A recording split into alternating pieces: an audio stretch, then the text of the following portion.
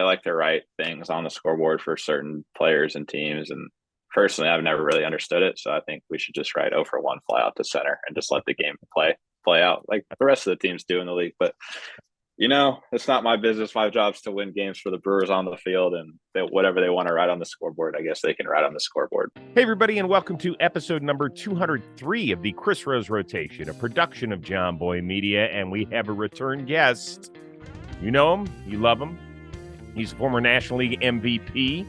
He's part of the Milwaukee Brewers organization still. That would be Christian Yelich, who is joining us from their series down in the ATL, where I imagine you are not leaving your room except for going to work, because I lived in Atlanta for 3 years, and it's the hottest I have ever been in the months of July and August. Is that accurate?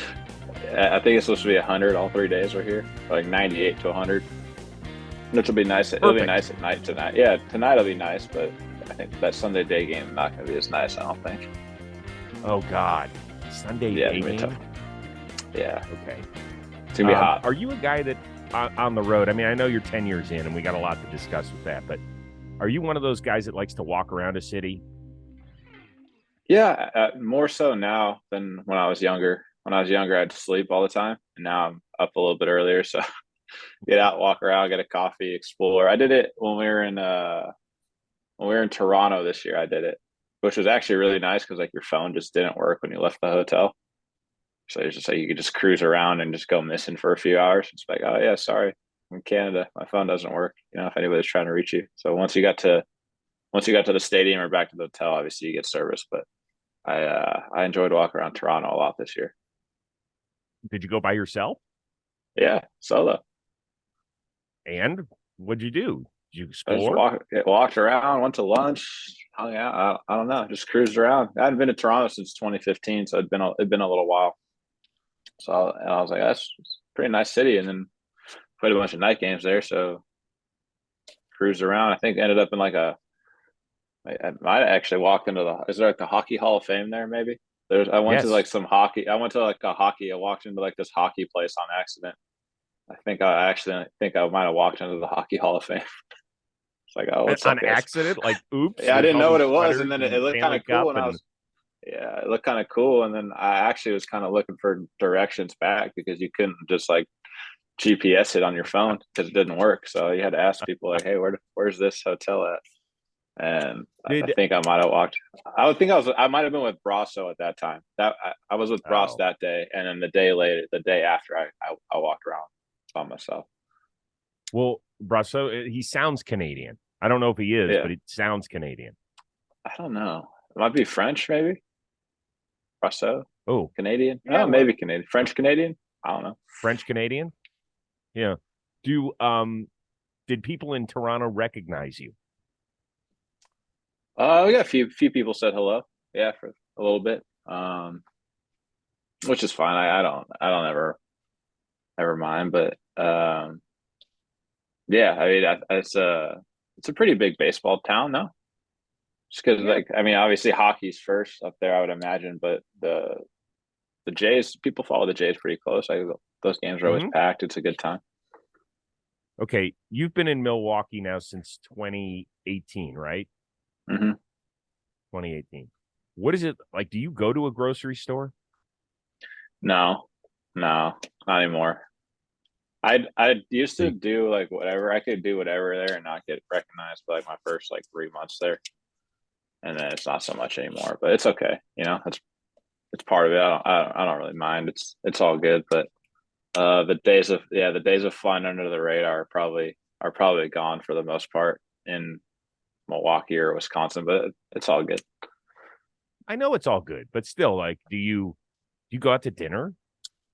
Certain places, yeah. You gotta still live your life, you gotta do whatever you gotta do. You just say hello, and everyone's super nice and respectful for the most part always. It's just want to say hello or get the occasional picture or all that. But if you're gonna go out, you kind of got to just be prepared to talk to people or say hello. Well, can you imagine? Which is fine. You just celebrated your 10-year anniversary in the show.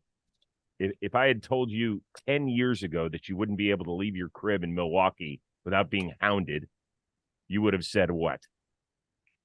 I don't know. I don't know if I would have believed you that I was in Milwaukee because I was in Miami at that time. There was no telling where I would. There was no telling where I would have. I don't know where I was going. I think when you first come up with that team, you kind of just assume that you're going to be there forever. And then, um, everything that has happened in Milwaukee has obviously been really cool, and it's been a great experience for me. But yeah, 10 years ago, I don't know what I would have expected. I think so my debut is almost 10 years, just a couple days past the 10 years of my debut in the big leagues. And I remember sitting on the bus at the hotel. It was forgot where we were staying at that time. I don't know, somewhere in Denver. And I was on the bus about ready to go to the stadium for like my first day in the big leagues, being like, well, guess we're going to find out how this goes. We're going to figure out if we can play in the big leagues here pretty soon and see what happens. And it would be pretty cool if you're still doing this 10 years later. And I still am, which is pretty cool. And I don't think you ever really know how it's going to go until you start going. The big leagues is a whole different animal than really anything. So to be able to do it for 10 years is pretty special and still going. How'd you get the call up? Do you remember? Yeah, as in we were playing the Tennessee Smokies and Double-A at the time, and me and Jake Marisnik were on the same team, and Andy Barquette was our manager. And we got pulled out in the middle of the game. I think I got a hit in like the third or fourth inning or something, and then they send a pinch runner out. Hey man, you're going to the big leagues. Congrats. Just don't tell anybody till the game's over type deal. And then Marisnik got smoked right after me, like next batter, he hit by pitch. I think it was like right in the back or something like that. And then they're taking him out. He was all pissed because he thought they were taking him out because he was hurt, which he wasn't. And they were told him he was going to the big leagues too. So to be able to do it with one of your buddies is pretty cool. And it definitely doesn't feel like it was as long ago as it was, but it's a pretty long time ago. So you have to sit there the rest of the game in the dugout, and it's just the two of you giggling like little. Yeah, well, we were in the clubhouse. Yeah, we were in the clubhouse in Double-A, and I don't know if they were messing with us or if that was like actually a possibility. But they're like, one of you is for sure going, maybe both of you. We don't really know till the big league game ends, so don't tell anybody. We're like, oh, sick. Which one of us is going? I'm like, probably both, but definitely one. We don't know yet. Oh, sick.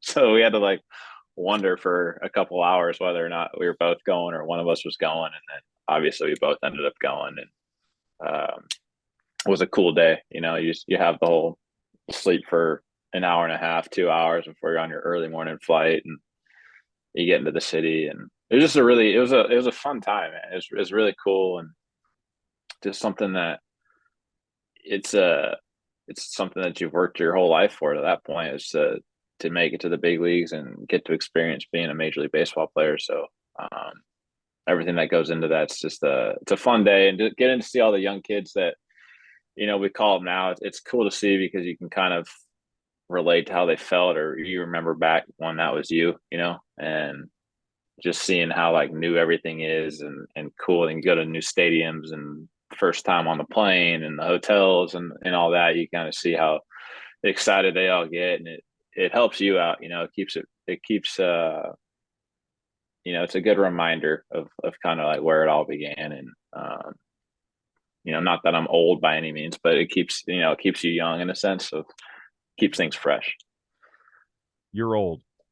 I'm going to in baseball terms, yeah, you're old, yeah. And I remember when I was a rookie, you look at guys in their 30s or who were 30, and you're like, man, this guy's anxious. He suited up with Babe Ruth back in the day if a guy was 30, and now when you're there, you're like, oh man, like I'm really not that old. But I remember when you're a rookie or before you have any time in the big leagues, you see guys that have time, and you're like, this guy knows everything. And this guy, is super old if they turn 30 years old. And then if something happens to you and you're like, I'm really not that old. But in baseball terms, in the sports world, yeah, I guess technically you're one of the older guys. So who were your veterans when you got up there? Um, Mathis for sure. Jeff Mathis. Oh yeah, the catcher. Um, Juan Pierre. Who else was on the team at that Wait a time? second, Juan Pierre was there? Yeah, I played with Juan Pierre. His last year with the Marlins, Placido Polanco. Um, yeah, Stanton was still kind of a young guy at the time. He only had like 2, 3 years. He was 23. Um, who else was there? I think the next year we had like Casey McGee, Reed Johnson, like just guys like that who are really Hmm. good veteran players that kind of took me under their wing and showed me kind of what it was like to be a pro and play in the big leagues and what's expected of you. And I'm still thankful for those guys and I've talked to most of them still today. When do you remember the first time you met Stanton? Because you guys, even though he's a couple years older than you guys both grew up in Yeah. Southern California. Did you ever run into him at all-star tournaments or anything like that? No, we never crossed paths in high school. I think the first time I ever met him was with the Marlins. I don't know when though. I think maybe when I signed and you go to the stadium, you do that whole deal, take like BP with the team and all that after you get drafted. Right. And I met him there, and then obviously interactions in spring training and all that, but didn't really get to know him until we obviously played together in 13 kind of, and then I think we played 5 years after that. How much do you go back on his MVP season? Because there was a time where it felt like he was hitting a home run every day. It must have been Pretty one much of the was, crazier yeah. rides you've been on. I think that July/August that year pretty much was like definitely pretty much was every day. If you didn't hit one that day, it was the next day probably. But Yeah. it was a cool run, man. I mean, super talented guy, and he made an adjustment that year. He started hitting like he's hitting now, with the closed off stance. I remember that's when he did that, like a mid season adjustment, and just started launching everybody, which was cool to see. I think I was hitting behind him most of that year. I think D was leading off, and then Stanton would hit second. I think I was hitting behind him, so I got a pretty good view for most of those homers, front row ticket. Um, everybody's seen him play. When he hits them, they don't barely go over the fence most of the time. So there's some pretty good shots in there, and it was really fun to watch. Was there one in particular that you remember watching from the on deck circle where you're like, Jesus, like that just shouldn't be humanly Yeah. possible? I don't think there wasn't really one in particular, but I always like the ones that would like go through the windows or like off the windows in Marlins Park, like over the bar that they have out there in left center, where you're just like, yeah, like that ball's now on 12th Avenue or whatever the street is outside the stadium there. But yeah, he never really missed them. Or I don't know if it was that year or not, but the one that he hit out of Dodger Stadium was pretty cool. I don't think it was that year. But I don't know. They all kind of run together. But that's probably my favorite homer I've seen him hit, because it literally went out of somebody was parking in lot G out there in Dodger Stadium, and there's a baseball rolling up to him before they even get in. First inning. Did you grow up a Dodger fan? Yeah, I went to a lot of Dodger games when not too far, So I went to some Angel games too, but Angel Stadium was a little bit farther than Dodger Stadium. So if I was going to Major League Baseball game as a kid, it was probably Dodger Stadium.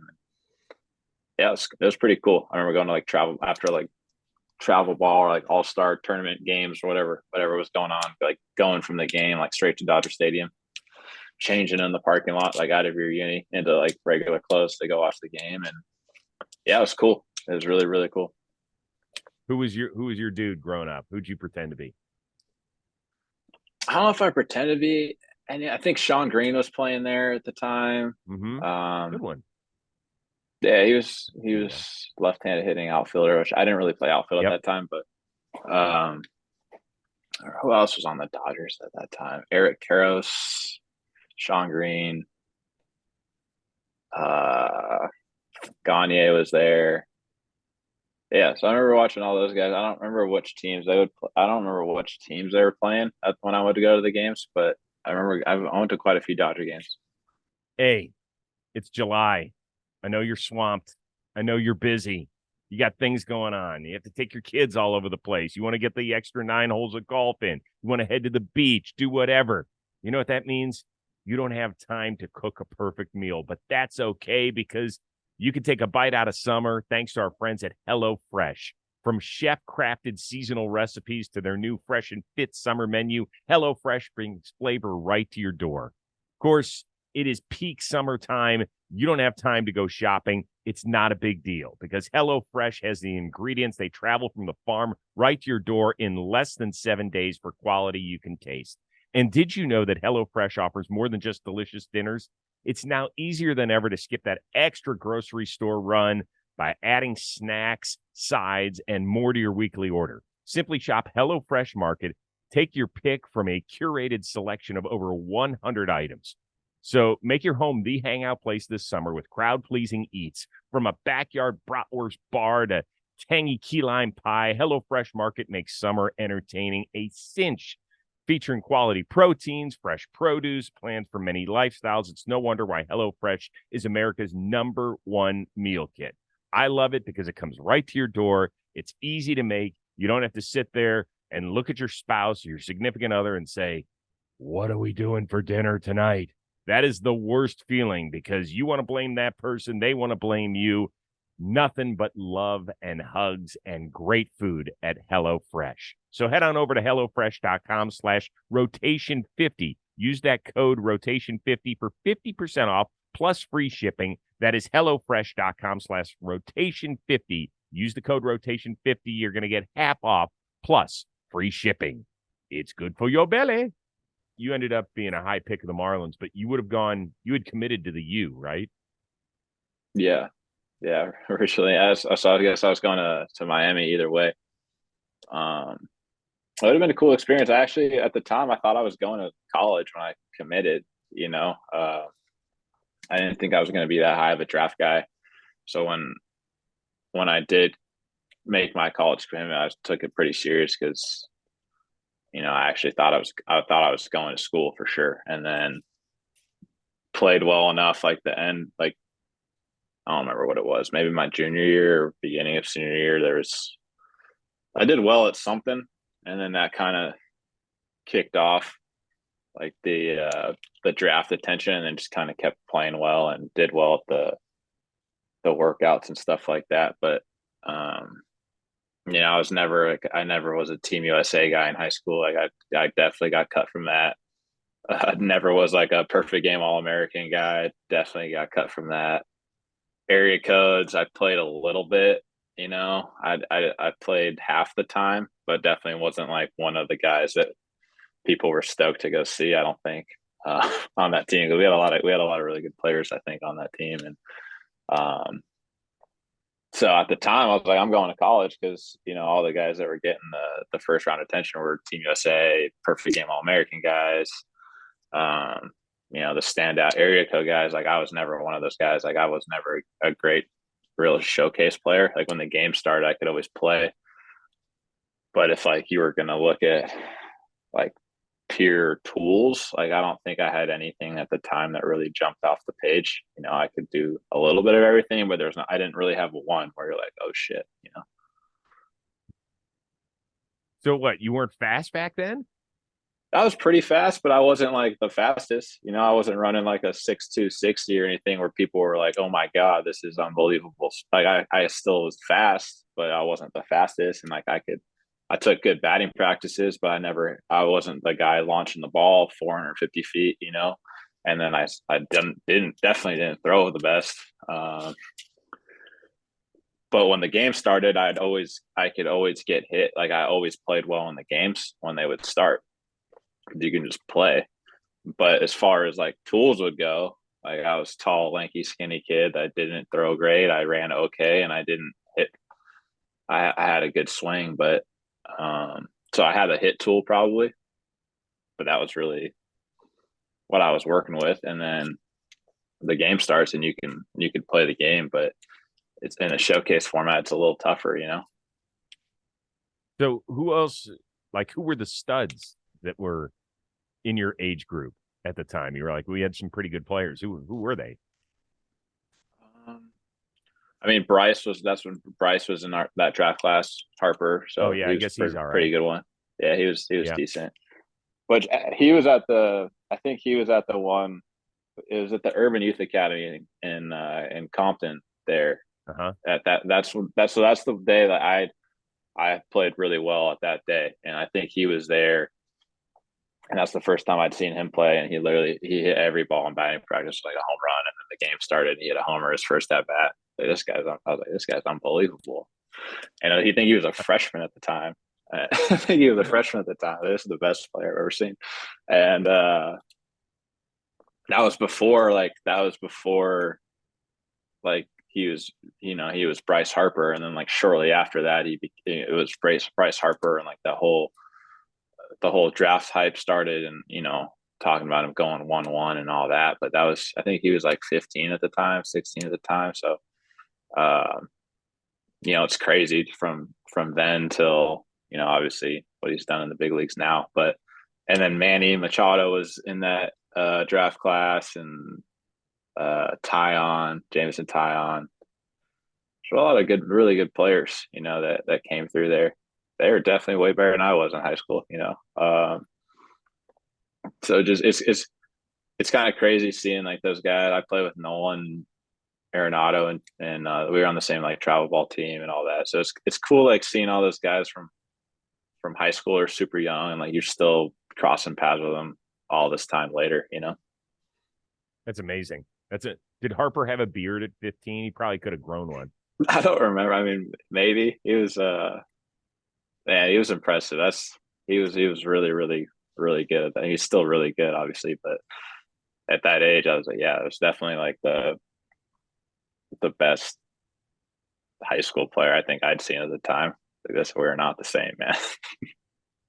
Well, I just He love was it because catching. he's He was one of he those was a guys. catcher. He was a catcher then. He was Yeah, yeah. catching at that time. Yeah, Good pop time, I imagine. probably. Yeah, I would imagine so. I didn't even care about Yeah. that. I was watching. I was still thinking about the batting practice, I think. But I love it because he's one of those guys who we've known since he was a teenager. And you know him by like one name, too. I mean, he is like LeBron. He is like Tiger Woods. He might not have reached that level at the professional level, obviously, in terms of the championships and maybe worldwide recognition. But he's one of those guys that's had a target on his chest since he's been 16, and he's delivered. I imagine as a guy who's a contemporary of his, you sit there Yeah, and say that is fucking impressive. it's very very impressive considering like he was supposed to be everything that he's become. Which is one of the best players in the game, which is extremely hard to do, especially in baseball. Baseball is such a hard sport that for them to be talking about you like he is. I mean, I imagine probably future Hall of Famer. But to have that label when you're 16, it's tough to live up to, and he really has, and all the attention that comes with it in the minor leagues, and once you're called up, and you always have that target on your back. It's I would imagine it's fairly difficult to deal with. So he's done a great job and had an amazing career so far. Okay, but maybe you can help us. You've been at games where you've seen him hit plenty of homers, but he had arguably the strangest at bat of the year against your team and Hobie Milner, Oh yeah, where he looked at 6 straight pitches. yeah. Do you have any idea what? Can you explain as an elite hitter what he may have been doing? Yeah, I don't know. I obviously didn't talk to him about it, but Hobie's he's funky arm slot, weird delivery. I would imagine I've never faced Hobie, but I would imagine he's fairly tough on uh, left-handed hitters. And sinkers in off the plate, sliders away, and uh, I would imagine that he was kind of just trying to see one, and then he kind of got ahead in the count, and was like, well, I might as well just see this through and see what happens. Maybe he's going to walk me. Which he did. He got down. He got up kind of 3-1 on him, and then Hobie threw two more. But hey, that's committing to an approach. As a hitter, like you got to have an approach, and you got to whatever that might be, and you got to stick to it in the at bat if that's what you want to go with. And um, I have done that before, but I've kind of made it look like that you're gonna swing. so they just don't know that you're definitely not swinging. You know, I haven't done it a lot, but there's been times where you're like, yeah, I'm not swinging off this guy. But there's a lot of guys. It says 89 or 90 on the radar gun from Hobie, but it probably looks a lot harder when you're in the box against him, just because of how deceptive and funky his delivery is. There's a lot of guys like that it might not say a good number on the radar gun, but when you're actually in the box, it looks a lot harder. And that's probably, if I had to guess, what he was doing, like he just might not see Hobie very well, and was like, I don't know if he's going to throw me strikes. He's going to want me to chase and expand. So if I just don't swing, I'll probably walk. And, he got close to doing it. He was a pitch away from walking. And then it's just a whole nother narrative about how, it would have been how impressive the at-bat was. Or like, did you see, like, he knew that he wasn't going to throw strikes and then he walked, but he just happened to strike out, and everybody made it a big deal. But, I, at the time, didn't really think it was that big of a deal. I kind of had a feeling that that's might have what he's been doing. Just if you see the game and you play the game a lot, you kind of know, like, all right, like, sometimes against those lefty specialists, your best bolt might be just to walk and then let the right-handed hitter get them. Especially with the new rules, how they have to face, three guys. But right, I think it was I think Hobie kind of knew that he wasn't swinging after a certain amount, so he kind of just threw a couple of heaters in there. But not the worst approach, honestly. Okay, good. Thanks for letting us in on that. You have faced an awful lot of good pitchers in your time. I'm curious. Give me one or two where you've walked up there and you're like, I'm just going to tip my cap because that shit is impressive. Yeah, I don't know if there's any, like, one guy or two guys. Like, you have at bats all the time where you're just like, all right, good job. What are you gonna do? Like, hitting in the big leagues, there's times where you're just out, like, you just get out. Like, they execute pitches really well, and you're just like, yeah, I'm out. You can't even be mad about it, because a lot of times they do make mistakes and you have pitches to hit, and sometimes you just miss them and you get out. And then other times guys just execute and you're just like, get them next time, Well, good job. So is good that job, like man. a guy like DeGrom or somebody like that over the years who's. Yeah, or it doesn't even have to be a guy like that. It could be anybody, and in the big leagues, where you just face them and they execute a bunch of pitches that at bat and you got nothing to hit and they were really nasty and you punched out or got out.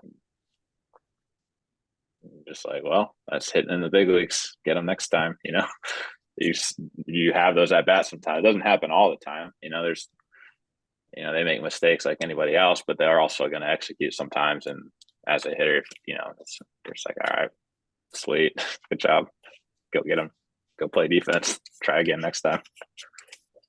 Hey, you have been on a roll the last several months, and you just had your first walk-off hit. I believe it was against the Reds in 4 years, almost. Now, you look like a little kid afterward. I don't know if that's because they were all chasing you and trying to douse you with water, or because you were trying to avoid the water. Ecstatic. But Is that both. what it was? It's always fun. Getting a walk-off hit, it's always cool, and they don't happen very often. There's a lot of, you have to be right situation, and then you have to get hit in that situation. So they don't happen all the time. And this is anytime you can do that, it's exciting. And then, yeah, you obviously you want to try and avoid the Gatorade and water bath, but you make them earn it. You made them earn it. If you're going to do it, you're going to have to come all the way out to shallow left field to do it. You're gonna have to huck that water cooler pretty far. But it was fun, man. It was a good time, excited time. It'd been a while for sure, since the last one, and you just always try and enjoy those moments. Baseball's really hard, a lot of tough times. So when you have good times, you gotta enjoy it. And I want to hit on that. We talk a lot on this show about how, particularly in this sport, you do deal with failure. And you were a guy that was literally at the top of the mountain, right? You were an MVP. You got your new deal. You had a city that adored you. And then you hit a couple of tough seasons after your injury. And you could tell it was frustrating for you. Were there times where you had to talk to somebody to get that out? How did you deal with not being the MVP Christian Yelich for a little while? Yeah, I mean, it's tough because that's kind of what's expected out of you, I think, after a certain time, especially after your first 2 years and right when you get traded over, it's 2 MVP caliber seasons like back to back. So that kind of becomes the standard. Like everyone thinks that that's just going to be your regular year. Uh, like, oh yeah, like this is just how it's just how it's going to be. You're just going to play at this level all the time. And baseball don't work like that, man. It's not how it goes. Sometimes it goes like that, but a lot of times, it's a hard game and you gotta battle. And, it's definitely frustrating at times. And, just knew that I could do better than I was doing. Just really wasn't happening, as consistently as I would have liked it to. And, and I think when you play for a while, like you have to be able to make adjustments and continually try to find ways to get better, especially guys that play a really long time and do it for a while. Like they're kind of always making adjustments. And if you see guys that have played for a while, like the way they did it early isn't necessarily always how they've done it later. And there's not really one way to hit. There's a way that you've always done it, but that doesn't mean it's the way that it has to be done forever, or the only way. You see it all the time. And every guy hits different, a little bit different, but they all kind of get to similar positions. And I was like, start off this year slow, kind of doing what I'd been doing. And eventually I was like, like screw this. If I'm not gonna do well this year, it's not because I'm gonna be doing the same shit up there. Like we're gonna mix it up, and if we're gonna struggle, we're gonna do it different. We're gonna struggle different, and just felt kind of convicted and like I can still do this. Like I felt physically good, like I feel fine, body wise, physically, but I just had so many bad habits going on that I kind of just couldn't really break doing it the way that I'd been doing it. So I was like, I'm gonna switch it up, and I think I can still be a really good player in this game, and just try some things out, and it's been going better, and it's just one of those things where you just constantly evolving as a player. Good, great perspective. A few more for you, and then we'll let you go back to sitting in the sweltering heat of Atlanta. I don't know if you read, but your newest teammate, Carlos Santana, on Thursday went and took a nap. And when he fell asleep, he was in last place. And when his wife woke him up, he was in first place.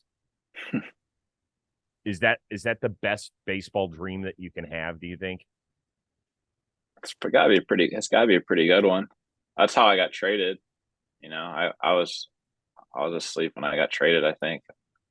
I woke up and found my phone, and I had a bunch of missed calls from our GM at the time and Stearns and whoever else being like I should probably call these people back. I think I probably got traded, and I did. That's kind of what happened. It wasn't really going from like last to first at the time, like in the middle of the season, but it was off season. So it does happen. You gotta be careful, especially around this time. You go to sleep. You never know. You might wake up on a different team, and that's what happened to him. But we're glad to have him. He's a great player, and he gets on base. It's just a pro at bat, and he's gonna help us a lot here in the stretch run, and hopefully we can make that playoff push. But anytime you can bring in veteran players, professional at bats, guys that have done it for a long time, it's only going to help you. He plays great defense, which is a big emphasis here. In Milwaukee, it's obviously pitching and defense and run prevention, and hopefully he helps us score a few too. But it'll be really good to have him. Well, this is always an interesting time of year, because it can really do things with the clubhouse. Like Plouffe was talking about on yesterday's Baseball Today, that now that the Angels know Shohei's going to be around, and now that they've added Giolito and Lopez and maybe some other pieces, that everybody looks at each other and like, okay, good. Everybody's pulling the same direction. Whereas I thought last year that you guys never, correct me if I'm wrong, it looked like you guys never got over the Hader trade. Yeah, I mean, there was a few reasons why we probably didn't make the playoffs last year, but I think you'd be kind of lying if you said that didn't affect the team in a weird way. We got good players back for him, but it's Josh, at the same time, if you're trying to be on a playoff team, like that's the kind of guy you want on a playoff team or a team that's trying to win. So I think that one it was just a confusing one for everybody, I think, at the time, from just from like a pure baseball standpoint. I think you kind of understand it a little bit, like I kind of connect the dots and see where this is going, and like I get it. But then you don't at the same time, you get it from like, all right, I get it, but I don't. And it's just I think it kind of just caught everybody off guard a little bit. Usually when a guy like that gets traded, you see it coming. You're either out of the race and he's coming up on free agency, and you're like, all right, like they're gonna move him, like they have to. It's the right baseball move to move this guy. Or it happens in the off season. Those trades either kind of happen off season, or your team's in a position to where, like, okay, this, some guys are probably getting moved. I've been on plenty of those teams, when, I was in Miami, trade deadline comes around, like, guys are going to get traded. But where we kind of were at the point in that season was, I think we had a lead at the time, and I think we were kind of limping into the trade deadline. Like we were just kind of, as a team, we were just trying to hold it down until we could get some reinforcements. And then, it just didn't go how we hoped, and the season didn't turn out how we would have liked. But, it is what it is. It happens. And, just a new year and new team, see what we can do. You just want to be in the position to win as many games as you can. And you learn from stuff like that. Everybody learns. I don't think it wasn't anybody's goal to not make the postseason last year. I don't think they made any of those moves with the goal of like, oh, we're going to sabotage this team and not make the postseason. Like, I think everybody had the best interests in mind. It just didn't work out, and that happens sometimes in baseball. And it is what it is. But I think we're in a good position this year as a team. You just got to play as many quality games as you can, try and win as many as you can, and see what happens. It's still a long way from the end of the season. Really, anything can still happen. So you just got to try and play as well as you can, as long as you can. All right, you guys are finished with the Cincinnati Reds for the season. Yeah, they're an interesting team. They've got so much youth, particularly in that everyday lineup, and you have now seen Elly De La Cruz up close. I know we don't have to throw bouquets at him every time, but he looks like a physical freak. And I saw him make some throws against you guys where I was like, Jesus, like that's not a yeah. He can do it. Yeah, he can do everything on a baseball field. He can run, he can throw, he can hit for power. Special player, he's huge. I think he's huge. He's a big dude, 6'7" or whatever he is. Yeah, he can do it all. They got a lot of good young players over there, and guys that are kind of learning the league for the first time, taking the league by storm, having really good starts to their career. So, it was tough every time we played them. They're tough games, and it's weird that it's July still, and we don't really have any more games with them. Just kind of how the new schedule goes. And how we played them so many times in 1 month. I don't know. I think we played them 9 times in July. Did. Which is kind of weird. We just didn't plan at the beginning of the season. Then we just played them every game pretty much in the middle of it for 6 weeks, and now we're done. But they got a talented team. They got a lot of good young players that can do a lot of things on a baseball field. So, I imagine it's going to be a fairly tight race with us, them, the Cubs, whoever else, the rest of the way, and it was just kind of good to. It's fun playing those series, but you also got to keep them in perspective too. we just played them for 3 games with quote unquote first place in the division on the line, but at the same time it's July, so you got to keep it in perspective that either team could sweep each other in this, and it doesn't really mean a lot. You obviously want to win as many games as you can, and they're all equally important, but those series get magnified sometimes when it's like, oh, first and second place team playing each other in the division, first place on the line, and you're like, yeah, in July. So you still have August, the rest of July still, and then you have August, September, and a few days in October to sort this thing out. So you have to keep it in perspective. But I think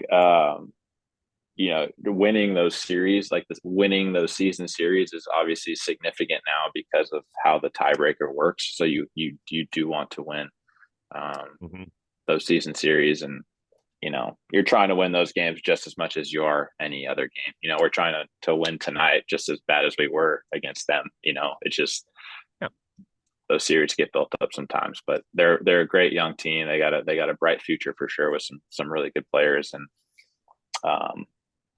they've been fun to watch. Elly especially, he's definitely been one of the guys that's gotten the most attention over there, but they got a few other guys that are going to have really good careers, I think. Yeah, and just finishing up on him, it's good for baseball too. It is. Cincinnati is a great baseball town, and when they're a good team, you've kind of seen the turnout at the stadium now that they've been a good team and got some exciting players. So it's good for the game. Yeah, they're re-energized, no question. I don't know if you turned around at the scoreboard after, I think it was Weimer who might have stolen the home run ball from De La Cruz in his first at bat. And, he said the scoreboard operator put up there almost hit a home run in his first inning, but didn't. And then the next at bat, he hits one 456. And then, of course, the next day, the scoreboard operator puts up there and says, basically, like, I'll have no comment at this time. Did you see that? Yeah, sure did. I think the scoreboard operator should put 0 for 1 fly out to center like the rest of the league does, but we kind of like to do that there where they like to write things on the scoreboard for certain players and teams, and personally I've never really understood it, so I think we should just write 0 for 1 fly out to center and just let the game play out like the rest of the teams do in the league. But it's not my business. My job's to win games for the Brewers on the field, and whatever they want to write on the scoreboard, I guess they can write on the scoreboard. But I did see that. It's fairly fitting that he may have hit a ball off the scoreboard operator's car the next at bat, but because the thing left the whole stadium. So it's kind of one of those things where you just go, why? Like, why do you got to do that? Because I feel like baseball always works that way. Like when you kind of draw attention to something, it happens, or maybe that's just, me being crazy from having played the game so long. But I feel like whenever you draw attention to certain things, like the opposite always happens, maybe that's being a little superstitious, but I don't know, especially somebody like him where any at bat that could happen, but yeah, it was some poetic justice there for him. Probably. I think, he just misses one and then hits one that nobody can catch. It's in the parking lot. But yeah. I know who is not getting voted a playoff share at that team meeting. That would be the scoreboard operator. Nah, it happens, It's one of those, you live and you learn moments, It's like, hey, just let it play out. We'll see how the rest of the game goes. But it's entertainment. You're in the entertainment industry, Yes, so you are.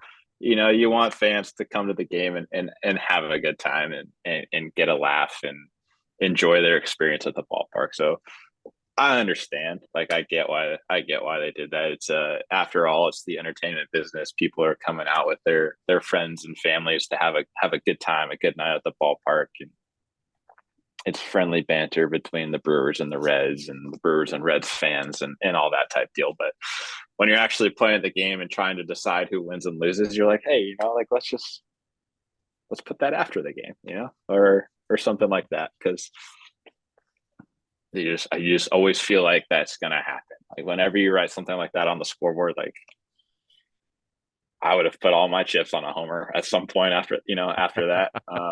Just because that's just how it works. But at the same time, you understand it's like it's the entertainment industry. Like you're trying to have people have a good time at the ballpark, come back, get a good laugh, do that whole type of deal. So, in all seriousness, like you understand, but yeah, well, it didn't work out. Wore it well. And we will finish with this. I imagine that 10 years ago this past week, when you started your MLB journey, you did not get a suite on the road. No. Well, no. When you get your big boy contract, some people put that in. So I imagine we are sitting in a suite, correct? We are currently sitting in a suite. You would be correct on that assumption, yeah. How much do you use the additional room? Well, we're using it right now. Right now, we're okay. I don't know where we'd be doing this right now if we didn't have a suite. So that's why we have to have one on the road, Just in case I come calling? Just in case you have to do a Zoom interview. You don't want to do it from bed, so you have to have a suite. It's just, you have to. Just in do you case. ever just you lie down always on have the to be couch? ready. Just because you have it? I watched TV there last night for a little bit, and then switched it up. Went to the bed to watch TV, but you never know. You gotta always have options. You gotta have options. You gotta be prepared. Anything can happen. You might have to do a Zoom interview in the extra room. Don't want to be unprepared for that. That's why you can justify the suite on the road. All makes sense if you think about it. What was that? What was on the watching docket Thursday night in Atlanta? Shark Week, dude. It's Shark Week. We were watching. I think they had something about cocaine sharks, so that caught my attention. Like, heard about the cocaine bear, haven't heard about the cocaine sharks. I need to see what this is all about. And apparently, people lose some over the side, or we're dropping it in the ocean, and sharks get hungry. They don't know that it's a, package of Coke there laying in the ocean. They eat it, and then you have cocaine sharks, which, I'm not trying to mess with sharks in the ocean as is, let alone if they've had, a little bit of Coke before too. It's not a great recipe, but that was a topic on Shark Week, and I've never seen that before. So I was just sitting here scrolling on a slow Thursday night in the hotel, and that was what was on like the TV guide. So you can't not click that after you see that. You have to check that out and be like, what is this about? That's what it was about. Was the title actually Cocaine Shark? Yeah, that was the thing. Like cocaine sharks. Have to watch this and see what this is about. You can't scroll by that, like what else are you gonna watch? Nothing. There's like the same 30 channels in like every hotel, Sports Center, like seen that a bunch of times. MLB Network, see that every day at the field. Yeah, not cocaine familiar sharks. With it. Never seen that before. We're gonna watch that, Well, and now we're here. Now we're doing this. So that's what I was doing preparing for this interview, was just logging some quality Shark Week hours. Thank you. We'll have you back in our off-season roundtable when we talk about coked up creatures in the wild. Yeah, I can't really contribute to any other animals in that, but I got you on sharks. If you want to talk about sharks and all that thing, I can speak on that one for a little while. I love it. Yeah, well, that's okay, because I've got other guys, like Joey Votto. He covers my cocaine bears north of the border, so he'll cover that aspect of it. I'm sure Joey would. He'd probably have a little bit to say about that. Like I feel like he would be well versed. He'd kind of just know that topic. He's awesome. He's the best. He's the best. He is the best, man. His interviews are top notch. Yes. Hey, it was always great catching up with you. We're really happy to see you back to being Christian Yelich, which is awesome. And best of luck to the Brewers in their last 2.5 months of the season. Yeah, appreciate that, man. We like the cap. I know it's just, it's probably because I was coming on today, but it's okay. I know you like the Brew Crew. You like the Brew Crew? Yeah, Brew why Crew not? Guardians It's funny guy. because Yeah. yeah, but it's hilarious. On the other show I do with Plouffe on Baseball Today, everybody's like, "Oh, you're such a Brewers hater." I was like, "Listen, the first half of the year, they were average. I'm just here to tell truth." And then y'all started taking off. Nothing wrong with that. Well, it's kind of how you finish. We've had years where we started out amazing and finished average. Right. So, start out average, finish great. Like, it's a good program to be on. You get behind that. Absolutely. Who cares? And by the way, nobody should give a shit about what I say. Come on. Yeah. I would care. Kind of. Good seeing you, man. To Yeah, all it's those great to guys see in you, the dude. clubhouse, we say hello, and always great catching up with you.